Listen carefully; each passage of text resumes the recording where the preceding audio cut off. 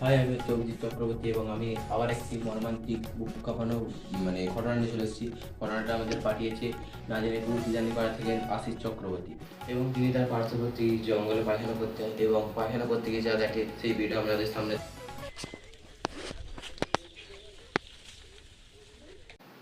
এবং তারপর যা হলো, তারপর দেখা গেল কি সে ওপর থেকে আম খেতে খেতে কিছুক্ষণ পর হঠাৎ করে মাটিতে পড়ে গেল এবং মাটিতে পড়ে অন দ্য স্পট তখন ডেট হয়ে গেল।